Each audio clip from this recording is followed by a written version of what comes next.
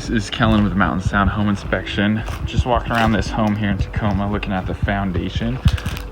So something we see almost on every single house, even newer homes, are just small cracks in the foundation like this here. So this would definitely be on the smaller side. A lot of times people just like to seal these up just to prevent any moisture from getting in there, especially if it's going below the dirt and the grade here. So something we see a lot, but super common, doesn't affect the foundation, and something that can be patched up, especially if you do patch it, you can see if it is moving in the future to see if that patch actually breaks. So that will tell you that it's still actively moving there. So something to look at here, something we see a lot, but nothing that's a really big deal.